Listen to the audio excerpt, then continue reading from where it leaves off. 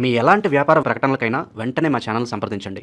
ప్రస్తుతం మనతో పాటు ప్రముఖ ఆధ్యాత్మికవేత్త దత్తాత్రేయ గణపతి ఉపాసకులు, అమ్మవారి సేవకులు మురళీధర్ శర్మ గారు ఉన్నారు. గురువుగారితో మాట్లాడేద్దాం. మహాదేవ నమస్కారం. మహాదేవ శ్రీమాత్రి నమః. గురుగారు, జూన్ 2 నుంచి మనకి గురుగ్రహం మారబోతుంది, దాని స్థాన చలనం జరుగుతుంది.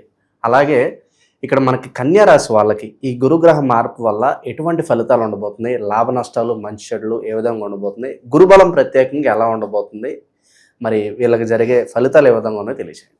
ఎవరైతే కన్యా రాశి వారు ఉన్నారో అధికంగా అనారోగ్య సమస్యల బారిన పడినటువంటి వారు, మంచి మంచి బిజినెస్ రన్ చేసినటువంటి వారు, అద్భుతమైనటువంటి బిజినెస్ను ముందుకు తీసుకువెళ్ళినటువంటి దాఖలాలు ఎన్నో ఉన్నవి. ఈ మధ్యలో ప్రజెంట్ చూసుకున్నట్టయితే కొంత బిజినెస్ లాస్ వస్తూ ఉంది. ఇంకా అనారోగ్య సమస్యలు పెరిగేటువంటి సందర్భాలు ఉన్నవి. మరి ఇట్టి సందర్భాలలో తప్పకుండా కన్యారాశి వారు తెలుసుకోవాల్సినటువంటి విషయం ఏమిటి అంటే, గురుగ్రహం మారడం ద్వారా కన్యారాశి వారికి ఎలాంటి శుభ సూచికలు ఉన్నవి, ఎలాంటి అశుభమైనటువంటి వార్తలు ఇంకా ఉన్నాయా అనేటువంటి విషయాలు, ఏమైనా ఇన్వెస్ట్మెంట్స్ చేసేటువంటి వారు కావచ్చును, అదేవిధంగా ఇంకా ఒక వివాహ ప్రయత్నాలు చేసేవారు కానీ, లేదా అనారోగ్య సమస్యతో బాధపడేటువంటి వారికి మరి ఒక గొప్ప ఆరోగ్యమైనటువంటి విషయాలు ఏమైనా తెలుసుకుంటారా? ఎందుకంటే ఇక అదేవిధంగా పట్టుదల సడలింపు, కొంత అనూహ్య ప్రమాదాలు అయితే ఉన్నవి, కొంత దరిద్రము కావచ్చును, వ్యవహార నాశనము, బంధు విరోధములు ఉండేటువంటి పరిస్థితులు ఏర్పడబోతూ ఉన్నవి. అదేవిధంగా ఇంకా ధైర్యము మీకు పెరిగేటువంటి పరిస్థితి ఉన్నది. కొంత ట్రావెల్స్ రిలేటెడ్ ఎటైనా వెళ్ళేటువంటి పరిస్థితులు ఉన్నవి. కమ్యూనికేషన్ స్కిల్స్ మీకు మంచి జ్ఞానం పెరిగే పరిస్థితి ఉంది. మీడియా రంగంలో ఉండేటువంటి వారికి గొప్ప అవకాశాలు ఉన్నవి. ఇక మరొక విషయం ఏమిటి అంటే, మంచి జీవిత భాగస్వామి లభించబోతూ ఉన్నది. వివాహం తప్పకుండా జరిగేటువంటి పరిస్థితి ఏర్పడబోతున్నది. వ్యాపారంలో భాగస్వాములు ఎవరైతే ఉన్నారో, పొత్తుల వ్యాపారం చేసేటువంటి వారికి కూడా మంచి లాభాలు యోగంగా ఉన్నవి. ఇదొక వివాహ యోగము అని చెప్పుకోవచ్చును. కన్యారాశి వారికి ఈ రాబోయే సుమారుగా 5-6 నెలలు తప్పకుండా వివాహ యోగమే. ఇక మరొకటి చూసుకున్నట్టయితే ఆదాయం పెరగబోతూ ఉన్నది.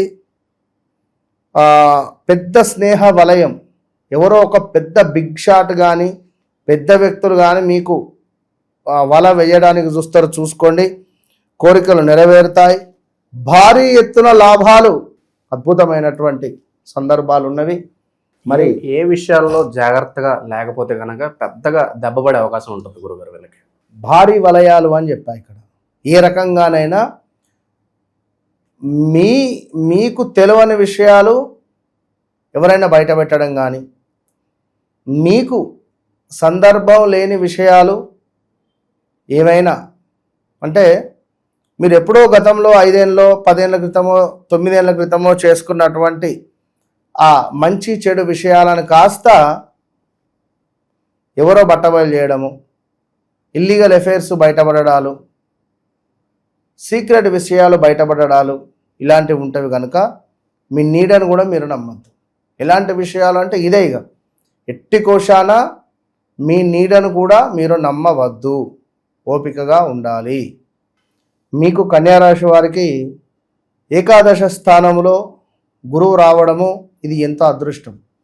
ఏకాదశ స్థానము, అదేవిధంగా 7వ భావము, అదేవిధంగా 3వ భావము, ఈ 3 భావాలను యాక్టివేషన్ చేసేటువంటి ఈ యొక్క గురువు. మరి 3 భావాలలో మీకు ఏమేమి వస్తవి అంటే, 11వ భావంలో లాభస్థానము, విదేశీ ప్రయాణాలు, సంతానం ఇవ్వడము, వివాహం జరగడము, అదేవిధంగా వ్యాపారం డల్గా ఉంటే వ్యాపారం ముందుకు తీసుకువెళ్ళడాలు, వ్యాపారాన్ని విస్తరించుకునేటువంటి అవకాశాలు, లవ్ రిలేటెడ్ ఉండేటువంటి వారికి బ్రేకప్స్, సమాజంలో గొప్ప పేరు ప్రఖ్యాతలను తీసుకువెళ్ళేటువంటి సందర్భాలు ఈ యొక్క కన్యా రాశి వారికి రాబోతుంది. మరి ఇందులో ముఖ్యంగా అన్నింటా లాభాలు, చక్కటి కీర్తి, పేరు ప్రఖ్యాతలు, తేజోవృద్ధి, బల సంపన్నత, విజయ ప్రాప్తి, పదోన్నతి. రాజకీయ రంగంలో కానివ్వండి, ఎక్కడైనా పా, పి, పు, పే పేర్లతో మొదలయ్యేటువంటి వారు ఎవరైతే ఉన్నారో వీరికి తప్పకుండా ఒక అత్యంత అద్భుతమైనటువంటి యోగాన్ని తెచ్చిపెట్టబోతూ ఉన్నది. ఇది బాగా గమనించుకోదగ్గ విషయం. ఇక మరొకటి ఏమిటి అంటే మనము నెంబర్ 7 చెప్పాం. 7వ స్థానం ఏమిటి అంటే భార్య స్థానం, భర్త స్థానం.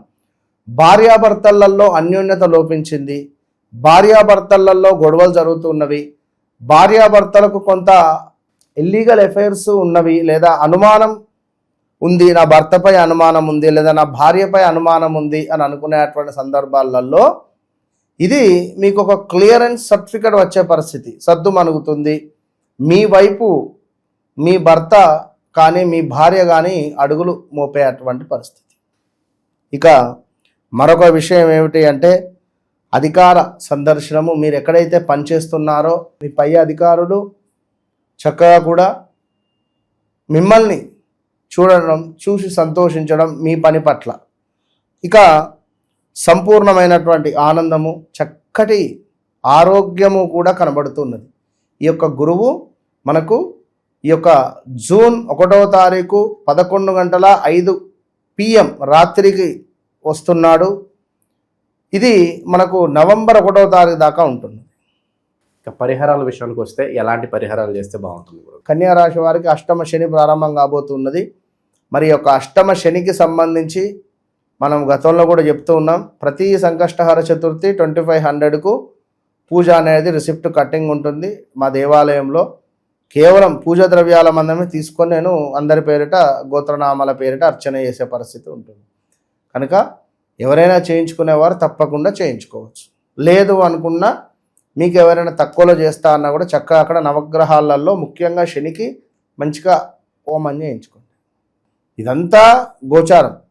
గ్రహచారం అనేది ఉంటుంది. ఇందాక చెప్పాను, గ్రహచారంలో నడిచే దశ అంతర్దశలలో తప్పకుండా మంచి యోగం ఏర్పడబోతున్నది అని చెప్పి ఒకవేళ అయ్యో నాకు బాగాలేదు అనుకున్నా మీదే పొరపాటు.